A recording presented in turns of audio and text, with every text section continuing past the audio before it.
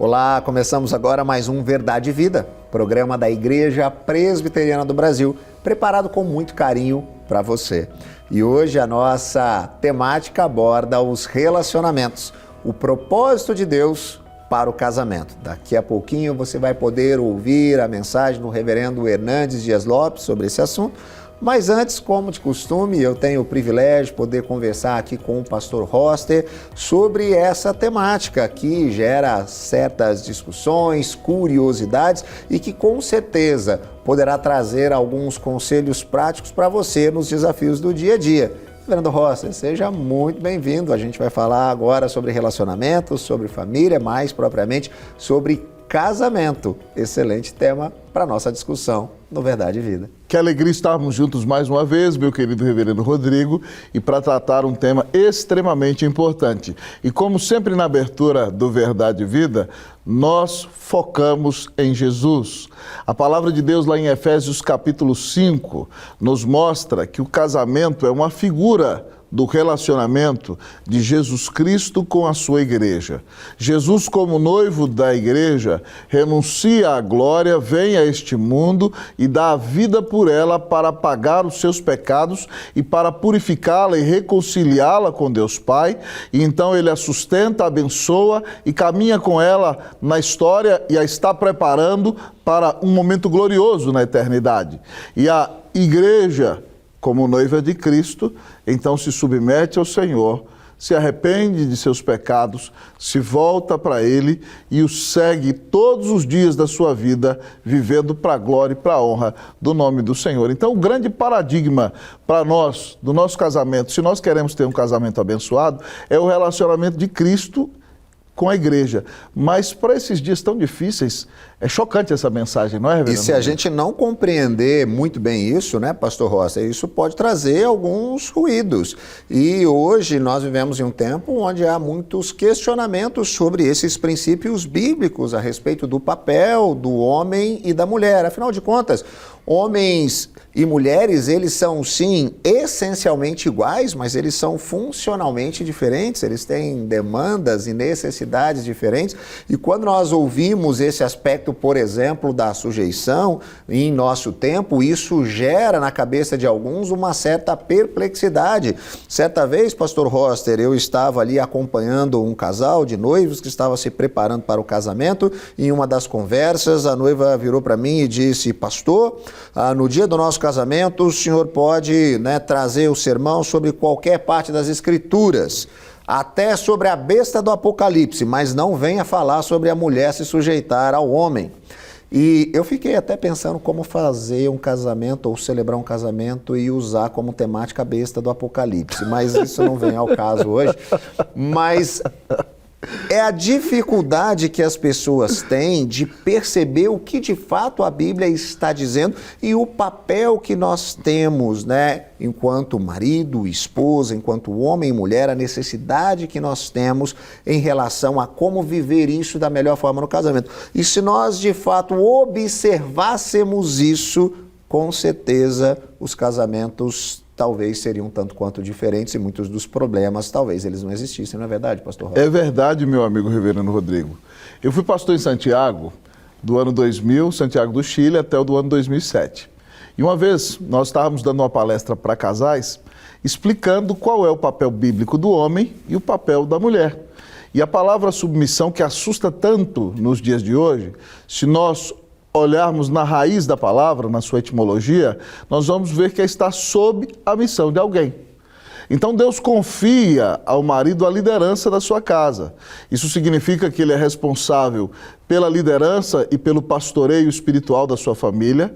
Ele é responsável pelo sustento. A Bíblia diz em Efésios capítulo 5 que o marido alimenta e cuida da esposa, então ele tem a obrigação de trazer o sustento para dentro de casa e ele tem que ser um líder amoroso, carinhoso, compreensivo. E ele tem que dar a vida pela sua esposa, ele tem que morrer por ela. No final da palestra, uma irmã se levantou e disse o seguinte, reverendo Rodrigo: pastor, eu não preciso morrer por causa dele. Ele tem que morrer por minha causa. Prefiro ser submissa, porque eu vou viver para cuidar dele. Mas Se alguém tiver que levar um tiro, ele leva o tiro e eu continuo viva. Louvado seja Deus, prefiro continuar viva. E muitas vezes, pastor Rosser, a dificuldade que a gente tem, né, nessa coisa de estar debaixo do cuidado ou da liderança de alguém, é porque a nossa perspectiva de liderança, às vezes, ela é pejorativa, é daquele chefe chato, ou aquela hierarquia militar. E, na verdade, a referência de liderança que nós temos nas Escrituras é o próprio Cristo, né? Ele é o cabeça. E aí nós temos agora uma nova perspectiva que faz toda a diferença. Então, para isso, as mulheres se submetem e respeitam seus maridos, que é uma necessidade, uma carência que os homens têm de serem percebidos, então, dentro do seu papel.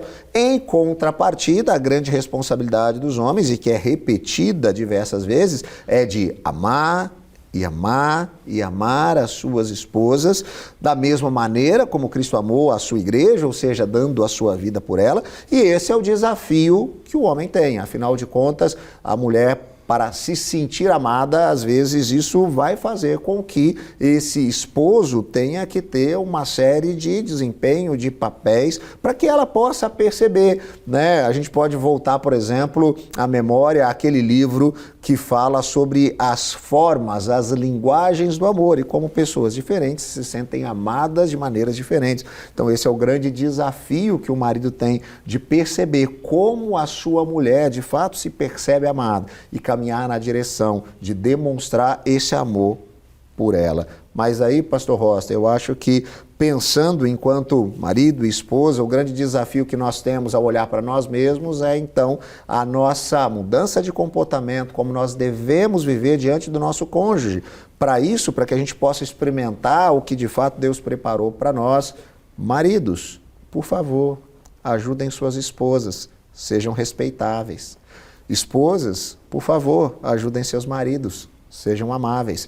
Se nós fizermos isso, eles também poderão exercer aquilo que a Bíblia nos orienta, e isso trará uma diferença muito grande aos casamentos. Não é verdade, pastor Rosser? É verdade, meu amigo reverendo Rodrigo. Pensando um pouco na ilustração que você falou, nós podemos voltar até lá atrás, no grande modelo da criação e do relacionamento da sociedade humana, que é o próprio Deus. Quando nós olhamos para o próprio Deus, ele é um só ser. Ele tem a mesma essência e subsiste em três pessoas. Na essência, as três pessoas são um único ser. Eles têm o mesmo valor. Mas dentro da Trindade, quando nós estudamos as Escrituras, o Pai lidera o Filho. E o Pai e o Filho lideram o Espírito Santo. E esse é o modelo com o qual Deus criou tudo que existe. E o Espírito Santo tem o papel de auxiliador. Isso mesmo. Então, assim, é sempre assim. E aí o Senhor vai e aplica isso no relacionamento de Cristo com a igreja. E Cristo aplica isso no nosso relacionamento de marido e mulher. E isso se aplica no relacionamento de pais e filhos. E até dentro da própria igreja, nós que somos líderes, somos os que mais nos sacrificamos. Então, quem lidera tem que estar disposto a morrer, a não fazer a sua vontade, a sacrificar, se necessário for, a sua própria vida. E quem é beneficiado com essa liderança, então tem que apoiá-la, tem que incentivá-la, tem que animá-la. Talvez a irmã me pergunte, pastor, mas o que fazer se Deus me deu mais inteligência que o meu marido? Talvez ele é meio burrinho, né? O que eu faço, pastor? Minha irmã, em primeiro lugar, não fale que ele é burrinho, né? Mas anime esse homem. Seja um instrumento para que ele cresça. Deus colocou a senhora na vida dele para abençoá-lo. Então ore por ele, use da sua sabedoria para convencê-lo com doçura, de maneira que ele ache que ele tomou a decisão. Mas foi a senhora que influenciou. Então, apoie esse homem, levanta esse homem, para que ele seja o líder que ele precisa ser, para abençoar a sua vida e abençoar a sua família, para a honra e para a glória do nome de Jesus. Amém, pastor Rosser. Hoje, né, nós tivemos aí aulas práticas para o nosso relacionamento conjugal, mas como a Bíblia trata de fato de todas as coisas que são importantes para o nosso dia a dia, nós encontramos ali, então, direcionamentos, princípios, preceitos, valores que vão nos ajudar nos desafios do dia a dia. Por isso, volte às Escrituras. Maridos, esposas, sigam o direcionamento bíblico, sendo respeitáveis, amáveis, respeitando e amando. Com certeza, isso trará uma alegria, um ânimo novo ao coração dessa família, um ânimo novo, um vigor novo dentro desses relacionamentos. Na sequência, a gente vai poder ouvir então o pastor Hernandes Dias Lopes falando exatamente sobre esse aspecto do relacionamento conjugal, do papel do marido, da esposa. Não sai daí não, daqui a pouquinho no programa Verdade.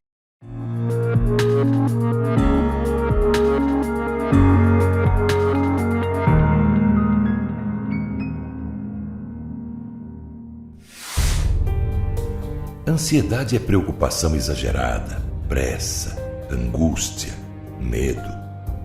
Ansiedade rouba sua alegria, tira sua paz, seu brilho, consome pouco a pouco a sua vida. Vivam sem preocupações na presença de Deus, pois Ele toma conta de vocês.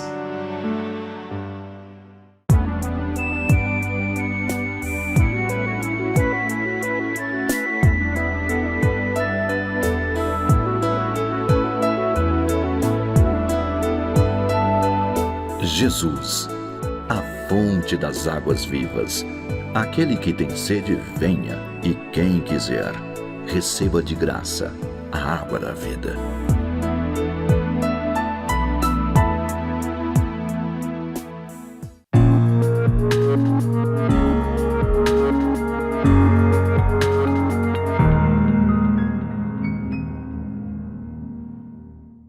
Eu quero tratar com você no programa de hoje sobre um tema absolutamente necessário, atual, contemporâneo, oportuno. O propósito de Deus para o casamento. E nós vamos basear esta mensagem em Efésios capítulo 5, versos 24 e 25. Vamos ouvir a leitura deste texto. Como, porém, a igreja está sujeita a Cristo, assim também as mulheres sejam em tudo submissas ao seu marido.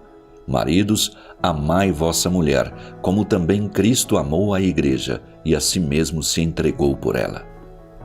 O apóstolo Paulo estava preso em Roma, na sua primeira prisão, quando escreveu a rainha das suas epístolas, a carta aos Efésios. Nesta carta, Paulo trata de maneira eloquente e profunda acerca do casamento, do relacionamento entre o homem e a mulher e o homem. E neste texto, que é um dos mais preciosos de toda a literatura mundial sobre o tema, Paulo vai mencionar o papel da mulher, o papel do marido no casamento, retratando assim o propósito de Deus para o casamento. Hoje, o casamento parece estar em baixa. É uma instituição atacada, distorcida, mal compreendida. O índice de divórcio cresce espantosamente. A qualidade de vida conjugal tem deteriorado-se com o tempo, a ponto do lar hoje ser o 5º lugar mais perigoso do mundo para se viver. Agressões verbais, agressões físicas, alguns chegando a vias de fato, trazendo tanta dor e sofrimento. Mas não é esse certamente o propósito de Deus para o casamento. O casamento foi instituído para a glória de Deus e para a felicidade do ser humano. Se nós seguirmos o manual do fabricante, se nós seguirmos os preceitos da palavra de Deus, o casamento será um jardim grinaldado de flores e não um canteiro de espinhos. O casamento será uma antessala do céu e não um porão do inferno. O casamento será uma planície verdejante de liberdade, não uma masmorra de limitação e prisão. Então, precisamos perguntar qual é o papel da esposa, qual é o papel do marido, para que esse casamento cumpra o propósito divino e os dois possam ser plenamente felizes. Paulo vai usar a questão conjugal como um tipo, como um modelo, como uma ilustração daquilo que é a mais sublime das relações no universo, que é a relação de Cristo com a igreja. Então, Paulo faz uma espécie de paralelo. A igreja é um símbolo daquilo que a igreja, que a esposa deve ser, e a esposa um símbolo daquilo que a igreja deve ser, e o marido um símbolo daquilo que Cristo deve ser nesta relação. Então, Paulo começa dizendo que a mulher deve ser submissa a seu próprio marido como ao Senhor.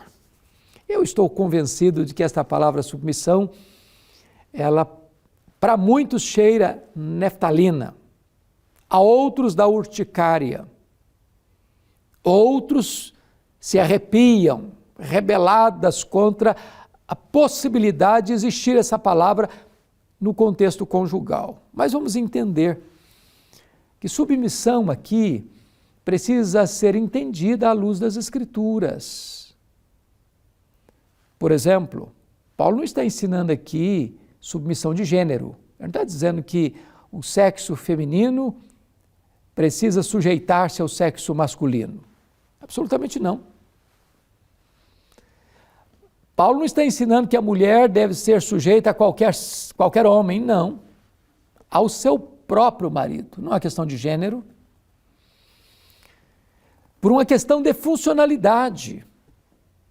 Porque ainda está escrito no versículo 23, porque o marido é o cabeça da mulher, como também Cristo é o cabeça da igreja, portanto, submissão não fala de inferioridade. Porque se Deus é o cabeça de Cristo, Cristo é o cabeça do homem, o homem é o cabeça da mulher, pergunto a vocês, há alguma diferença entre o Deus Pai e o Deus Filho? Não. São da mesma essência, da mesma substância, têm os mesmos atributos, realizam as mesmas obras. Jesus é Deus de Deus, luz de luz, coigual, coeterno e consubstancial com o Pai. Mas dentro da economia da Trindade, o Pai é o cabeça de Cristo, Cristo é o cabeça do homem, o homem é o cabeça da mulher. Conquanto cabeça, Jesus não foi um tirano, mas ele deu a sua vida pela igreja, ele serviu a igreja. A liderança do marido é uma liderança de serviço, sensível, amorosa, meiga, carinhosa. O modelo do marido é Cristo e a liderança que ele exerce-a olhando para Cristo como seu paradigma. Alguém já disse, com razão, que nenhuma mulher tem dificuldade de ser submissa a um homem que a ama como Cristo amou a igreja. Pegando novamente o paralelo, quanto mais uma igreja honra a Cristo e quanto mais ela se sujeita a Cristo, mais livre, mais feliz, mais segura ela se sente. Porque este é o propósito de Deus. Mas aí você pode perguntar, e qual é o papel desse marido dentro deste propósito divino para o casamento? E Paulo diz assim, maridos, amai vossa mulher como também Cristo amou a igreja. E assim mesmo se entregou por ela. Então, aqui levanta-se uma pergunta. Como Cristo amou a igreja? Primeiro, um amor perseverante. Tendo amado os seus, amou-os até o fim. Não é amar até a primeira crise, não é amar até a primeira discussão, não é amar até o primeiro fio de cabelo branco aparecer, não é amar até a primeira ruga na face surgir, é amar até o fim. Não é amar apenas por causa das virtudes, mas amar também apesar dos defeitos. Nós não viemos de uma família perfeita, nós não somos uma pessoa perfeita, nós não nos casamos com uma pessoa perfeita. Mas devemos ter um amor perseverante. É assim que o marido deve amar sua mulher. Mas em segundo lugar, este amor é um amor sacrificial. Cristo amou a sua igreja e a si mesmo se entregou por ela. Não é colocar a mulher como escudo para se livrar, se proteger. Não, é colocar o peito na frente e sofrer o baque por ela, por amor dela, para protegê-la. Então, este é o ideal de Deus, este é o padrão de Deus. A família está tão adoecida, os casamentos estão tão fragilizados, porque os homens jogaram fora os princípios de Deus. Os homens querem abraçar outros valores que oprimem, que massacram, que tiram a beleza, a poesia, o romantismo, a leveza da relação conjugal. Mas, em terceiro lugar, o amor do marido pela esposa é um amor santificador. Uma mulher bem amada, ela é protegida. Ela, ao enfrentar determinadas abordagens, às vezes diretas, até também algumas indiretas, e até assédio, se ela é amada, se ela tem consciência de que ela tem valor para o seu marido, ela tem capacidade de resistir. Mas uma mulher que não é elogiada, não é tratada com carinho, não é tratada com respeito, ela não se sente uma pessoa valorizada em casa, ou no trabalho, quando volta para casa, ela se torna vulnerável. Então, o amor do marido santifica a esposa, abençoa a esposa, dá segurança para ela. É por isso que o apóstolo Pedro, escrevendo a sua primeira carta, no capítulo 3, ele diz que o marido deve tratar a sua mulher como o vaso mais frágil, tratar com honra. Não é que a mulher é mais fraca, não, ao contrário. Ao contrário. Mas a mulher é mais sensível. E o homem precisa entender isso e tratá-la com respeito, com dignidade, vivendo a vida comum do lar, cuidando dela. Mas ainda em quarto lugar, o amor do marido pela sua mulher é um amor romântico. Paulo diz, ninguém jamais odiou a sua própria carne, antes a alimenta e dela cuida. Em outras palavras, quando o marido agride a sua mulher com palavras duras, com indelicadeza, com falta de romantismo, jamais fazendo um elogio, fazendo dela apenas uma prestadora de serviços domésticos, esta mulher certamente não vai ter a sua vida emocional saudável. Quando ele agride a sua mulher, está agredindo a si mesmo, porque os dois se tornam uma só carne. Agora, quando o texto diz, ninguém jamais odiou a sua própria carne, antes a alimenta e dela cuida, a palavra cuida aí, na língua grega, só aparece mais outra vez no Novo Testamento, lá em 1 Tessalonicenses 2,7. E a palavra que aparece lá é a palavra acariciar. Em outras palavras, o marido precisa acariciar a sua mulher. A vida íntima do casal precisa ser cultivada. O romantismo não pode morrer lá no altar. O coração alegre, os olhos brilhantes, a poesia, o elogio, os gestos de cavalheirismo não podem morrer. Quando o marido cuida assim da sua mulher, sendo romântico com ela, sendo afetuoso, carinhoso com ela, isso abençoa a vida dessa mulher. E eu vou lhe dizer que não há nada mais importante que você possa fazer para os seus filhos do que ter um bom casamento. Porque os nossos filhos nos veem e nos observam mais do que nos escutam. Nada machuca também mais um filho do que ver o pai agredindo a mãe. Ou vice-versa. Então, O propósito de Deus para o casamento é que o casamento seja harmonioso. É claro que casamento não são almas gêmeas. É claro que casamento é a união de dois não iguais, mas desiguais, mas que se complementam. É claro que o casamento tem suas tensões, suas arestas e que precisa de sabedoria, habilidade, paciência, amor, perseverança e perdão. Mas o propósito de Deus para o casamento é que ele seja uma fonte de prazer e de alegria e não uma fonte geradora de crise, dor e mágoa. Eu pergunto, como é que está o seu casamento? De 0 a 10, que nota você dá ao seu casamento? Como é que anda a comunicação no seu casamento? Quais são as atitudes que você tem tido no seu casamento e que atitudes o seu cônjuge tem tido com você no casamento? Se os seus filhos observassem o casamento de vocês, eles gostariam de se casar? A vida de vocês motiva e inspira seus filhos a buscar um casamento também feliz como o seu? Você já pôde escutar da sua filha ou mulher, escutar de seu filho, eu gostaria de ter um cônjuge como meu pai, como a minha mãe?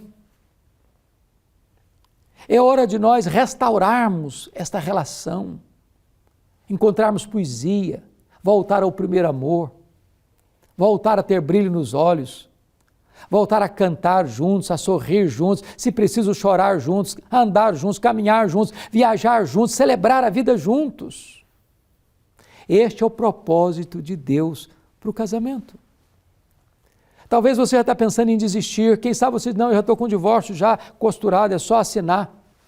Quem sabe você possa voltar e investir no seu casamento para que ele seja restaurado, recuperado e você possa desfrutar nos dias por vir o que você não desfrutou até hoje. Eu quero orar por você. Então, onde você está, ore comigo. Peça a Deus um milagre na sua vida conjugal, um tempo de restauração. Deus, eu quero te dar graças pela tua palavra. E eu quero te pedir, Deus, que tu apliques esta palavra ao coração daqueles que estão nos assistindo neste momento. Que tu faças maravilhas, milagres maravilhosos na vida das pessoas que estão nos assistindo, especialmente na vida conjugal. Assim oramos, em nome de Jesus. Amém.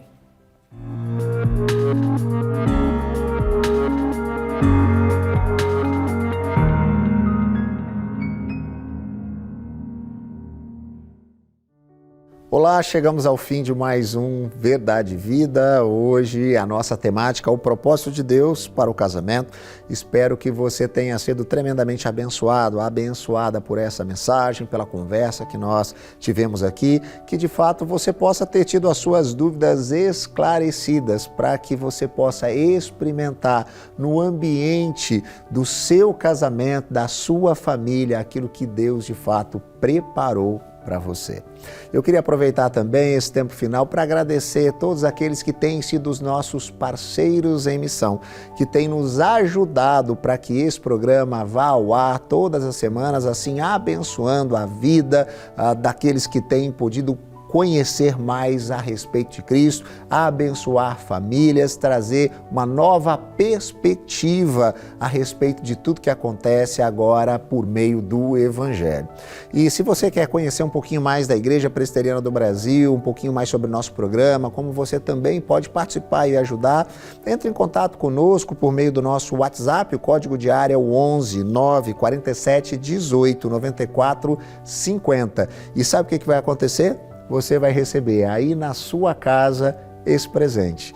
Gotas de Esperança para a Alma, um devocionário com mensagens para cada dia do seu ano. Eu tenho convicção, será tremendamente abençoador e direcionador. Quanto ao programa Verdade e Vida, nós vamos ficando por aqui, mas semana que vem estamos de volta, no mesmo horário e no mesmo canal.